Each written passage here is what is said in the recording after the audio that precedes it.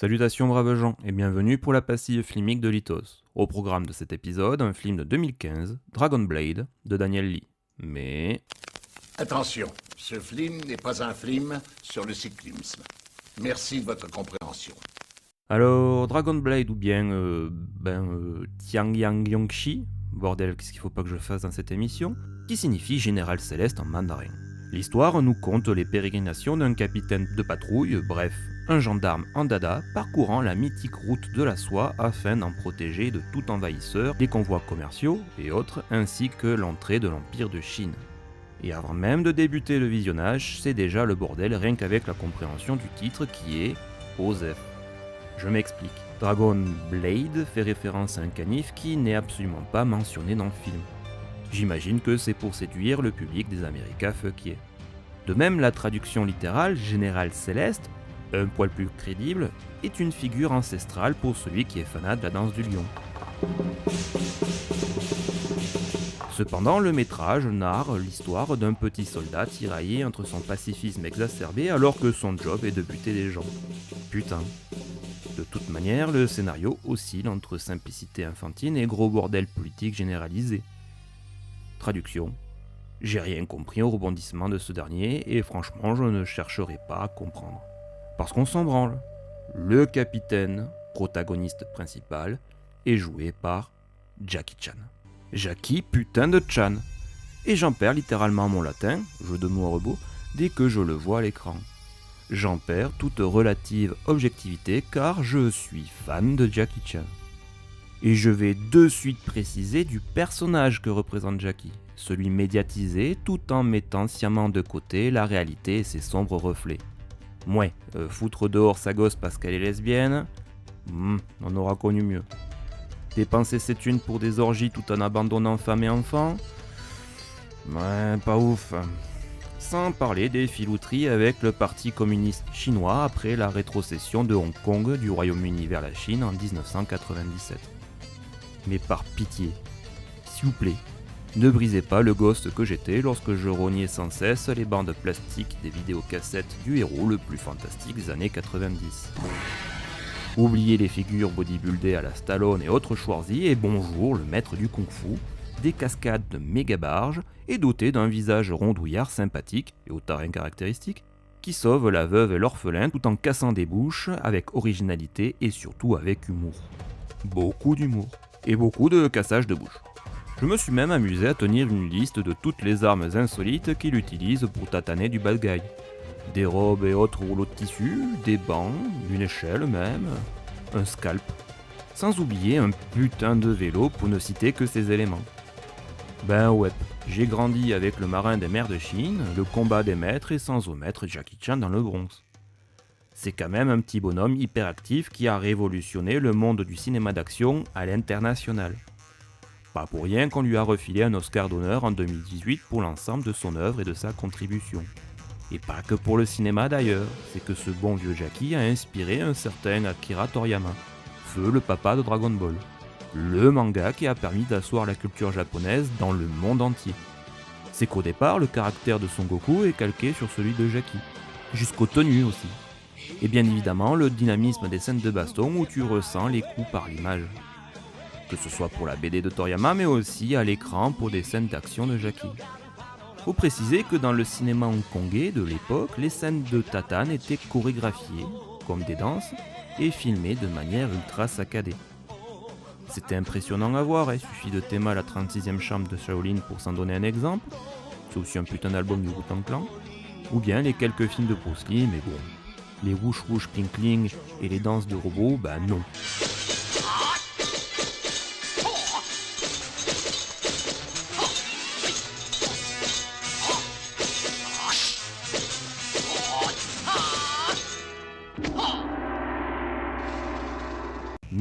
Non, Jackie Chun quant à lui a tout envoyé péter en allant directement au contact de ses adversaires pour faire ressentir aux spectateurs les bons gros coups bien vénères.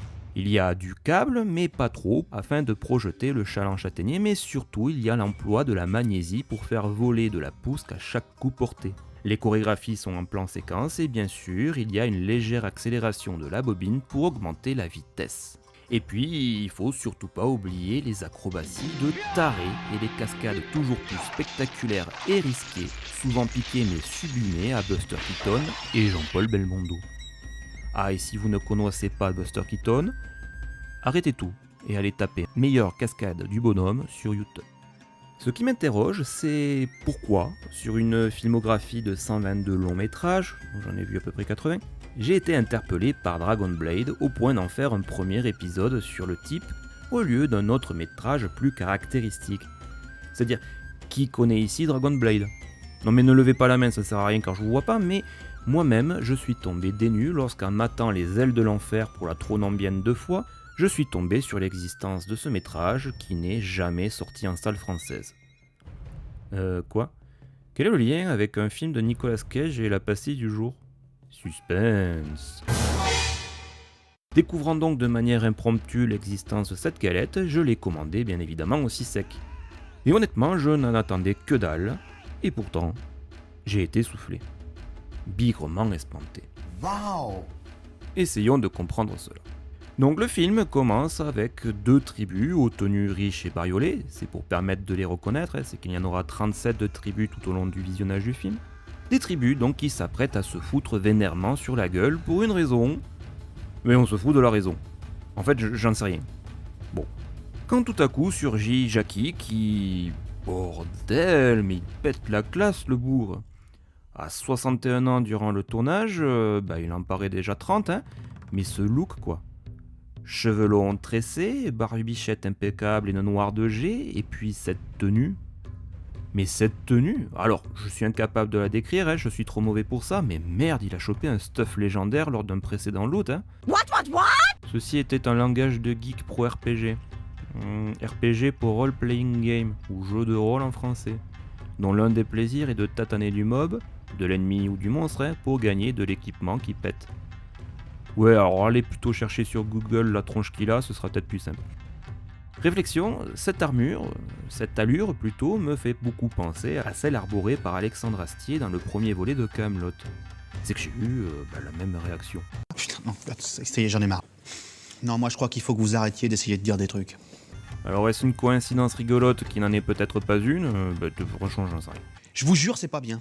Il faut plus que vous parliez avec des gens. Ce qui est sûr, c'est que Captain Jackie intervient pour dire à tout le monde qu'il est beau, que tout le monde il est gentil et que nous sommes tous amis pour la vie, mais c'est sans compter la chef d'une des 2 tribus, celle des sauvages bien sûr, qui n'est pas d'accord avec lui et qui commence à se fighter avec.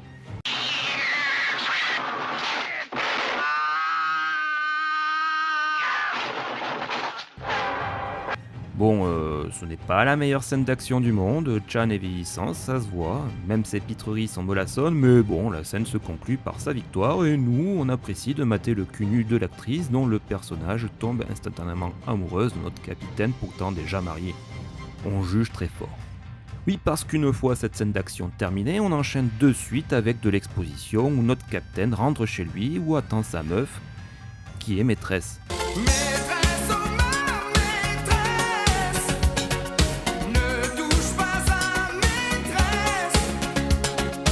Alors, son taf est d'enseigner plusieurs langues à des gosses, évidemment, les langues des 36 tribus nomades constituant la cité cosmopolite située à l'entrée de l'Empire de Chine, non loin des remparts de la Porte de Loi, point de départ, ou d'arrivée en fonction de là où tu te places, de la route de la soie.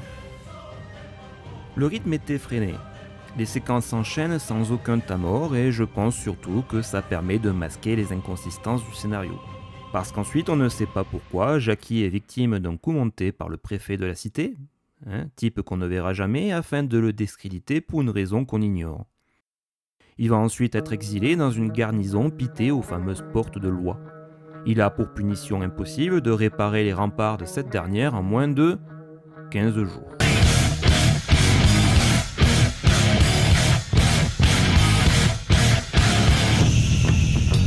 Sinon tout le monde crève. Attends 2 secondes. 36 tribus? Pourtant j'en ai évoqué 37 plus tôt. C'est sans compter l'élément perturbateur, le vrai, qui survint lorsque, roulement de tambour, une cohorte de légionnaires romains survient pour, semblerait-il, prendre d'assaut ces fameuses portes.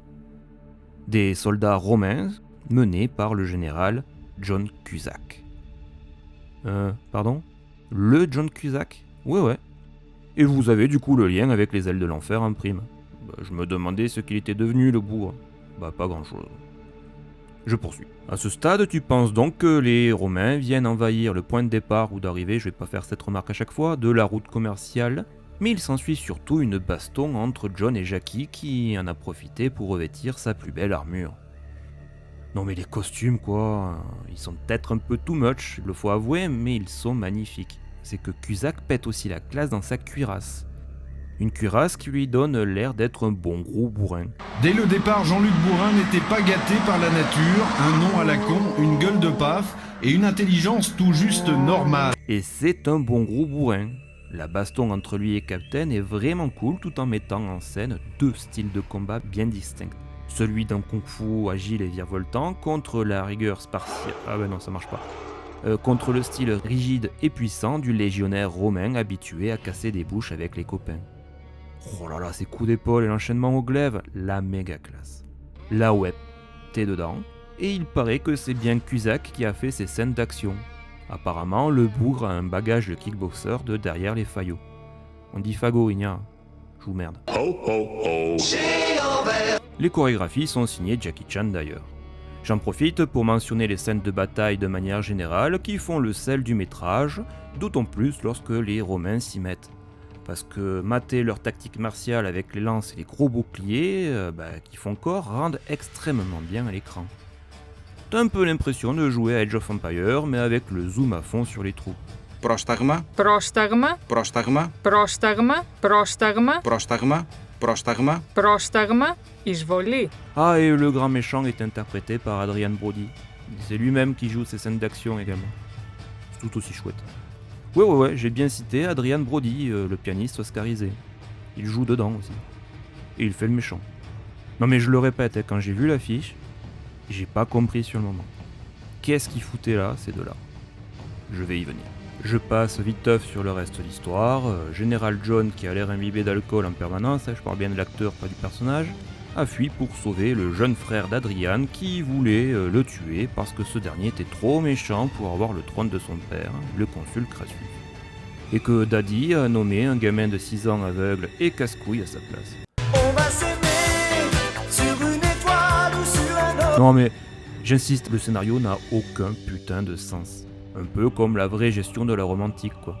Il y a des multiples trahisons sorties de nulle part et des changements de ton tellement sales et putassiers que tu as envie de prendre un bain en hurlant tout en brûlant tes vêtements dans une poubelle à côté de ta douche. Vraiment, on s'en fout. Oh, on s'en fout. Donc c'est quoi ce putain de film ? Plusieurs choses et pas des moindres. Premièrement, je vais aller à l'évidence. Dragon Blade est un film de propagande.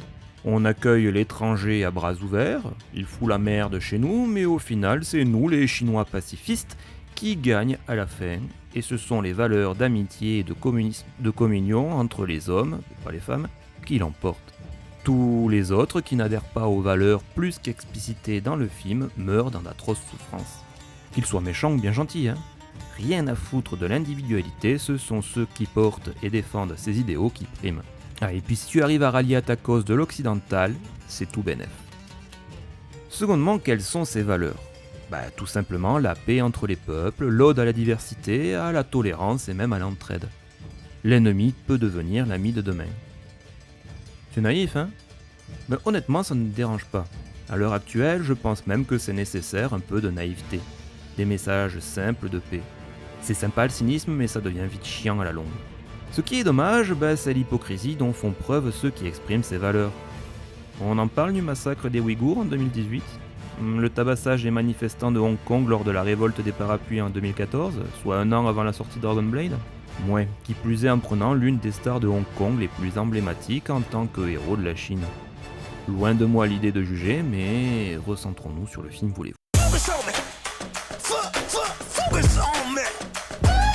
Troisièmement, Dragon Blade s'inscrit également dans la volonté du régime chinois de faire copain-copain avec l'Occident, tout en essayant de s'implanter durablement dans l'imaginaire collectif mondial, la pop culture. Et quoi de mieux que d'usiter encore une fois la figure de proue que représente Jackie Chan, superstar international, ainsi que des acteurs, certes has-been mais accessibles, connus tout aussi mondialement. John Cusack et Adrian Brody. Il n'y a qu'à voir le making-of promotionnel du métrage pour se rendre compte que les deux gonzes sucent allègrement les boules du régime de manière plus que débridée. Pour compléter cette idée, il y aura même d'autres tentatives de séduire le marché occidental en proposant dans la même veine des métrages similaires. Il me vient de suite en tête une bobine prenant à partie cette fois-ci en 2016 Matt Damon et Pedro Pascal dans La Grande Muraille. Oh, really? Bon, en fait, ça s'est passé durant le premier règne de Trump et ça n'a pas trop bien marché. La tentative a avorté. Et puis finalement, les Chinois se sont rendus compte que leur film était suffisamment rentable sur leur propre territoire, donc ils ont laissé tomber. C'est un peu dommage d'ailleurs, car l'hybridation des deux cinémas sont certes bâtards, mais c'est très chouette à voir. C'est frais. Anecdote rigolote, la Fédération de Russie a utilisé le même stratagème avec notamment le diptyque de la légende de vie d'Oleg Strepchenko, sorti en 2014 pour le premier volet et 2019 pour le second, où l'on retrouve encore une fois Jackie Chan qui se fight avec rien de moins que Arnold Schwarzenegger grimé en officier victorien. Tout bonnement hallucinant. Dernier point, ces films cités s'inscrivent dans une mouvance propre aux années 2010 où toute une ribambelle de superproductions chinoises sont des simili péplum. Ces films pseudo-historiques portant sur des récits antiques, des mythes. Et quoi de plus fédérateur que de mettre en avant un panel d'œuvres fondatrices d'une culture riche, mais suffisamment modifiée pour servir un roman national. Si en plus tu peux faire bosser des réalisateurs et des acteurs dissidents lors de la rétrocession de 97, tels que le réalisateur John Woo ou encore Tsui Hark, pour ne citer qu'eux, alors tant mieux. Mais sont cela mes observations et réflexions qui me sont survenues après le visionnage du métrage. Quelques-uns ont bien point dans ma caboche lors du matage, mais ce n'est pas ça que j'ai ressenti lorsque j'ai maté la bobine. Parce que honnêtement, oui, j'ai kiffé le film. Certes, le scénario est aux fraises, il m'aura fallu par exemple un clip musical présent sur les bonus pour comprendre que la meuf attachée à Jackie est bien sa femme et non sa sœur. N'empêche, c'est la première fois que je vois qu'un clip est en réalité un ensemble de scènes coupées qui te permet de comprendre la relation entre les deux personnages. De toute manière, la place de la femme dans ce film, ouais. Ce film est un film viril à mon image. Je cite Jackie lui-même. Mais merde, ça aurait été quand même pas mal de l'avoir intégré, ce fameux clip, afin de ressentir un peu d'émotion quand... Les émotions. Le cinéma chinois, voire même asiatique dans son ensemble, est très basé sur le jeu, voire même le surjeu d'acteurs dont l'expression des émotions est ultra exacerbée. Cela est tel que ça déstabilise beaucoup le spectateur occidental. Ouais, les comédies sud-coréennes bien lourdes sont atroces avec ça.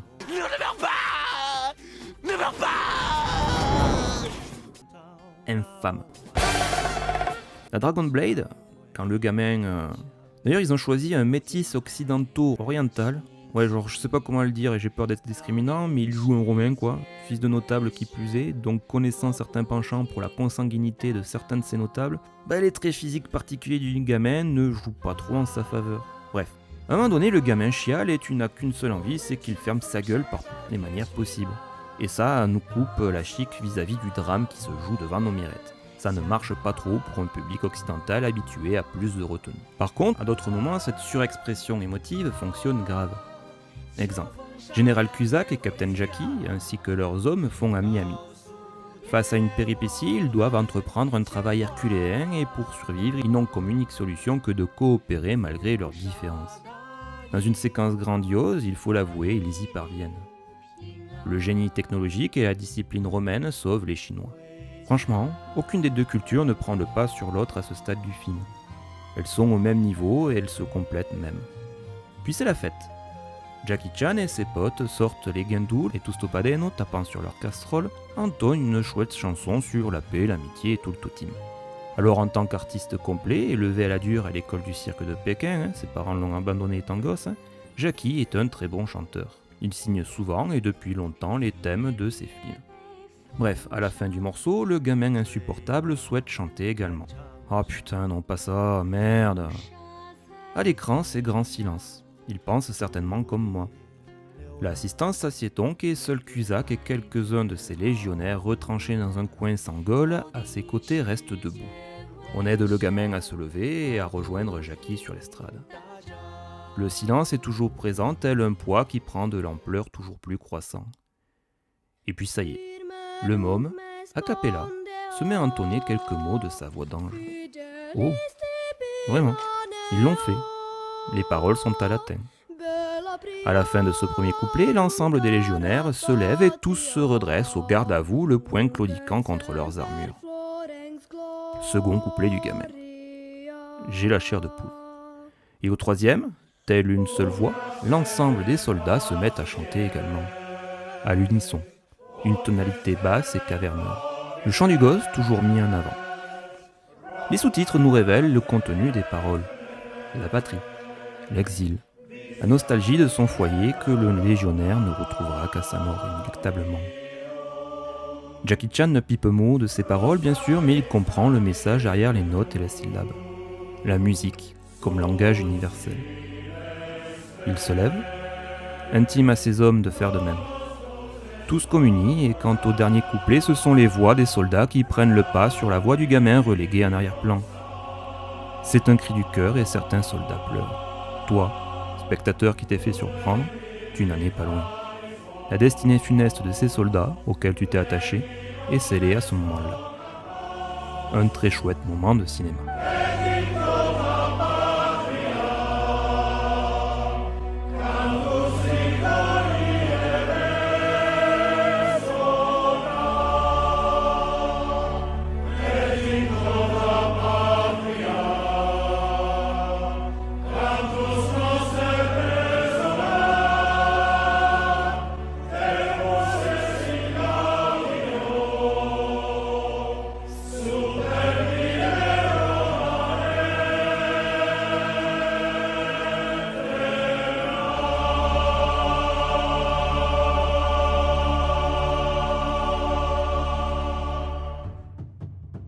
N'empêche, cette musique possède un rôle central dans le récit qui nous est conté.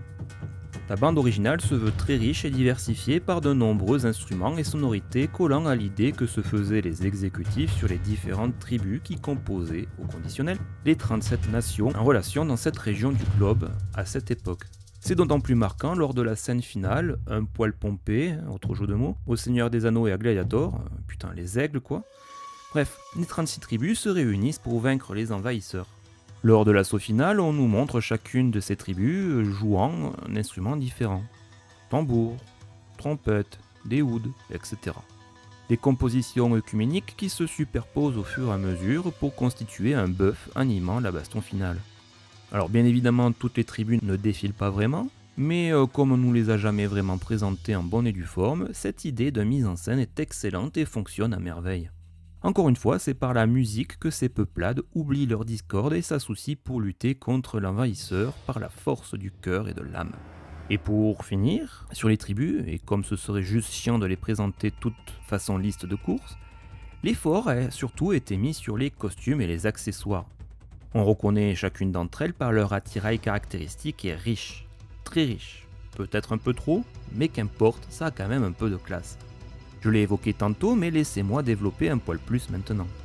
100 000, c'est le nombre d'accessoires qui ont été produits par les équipes techniques. C'est certes bariolé un poil outrancier, mais les moyens ont été mis pour rendre vivant et crédible cet univers antique fantasmé.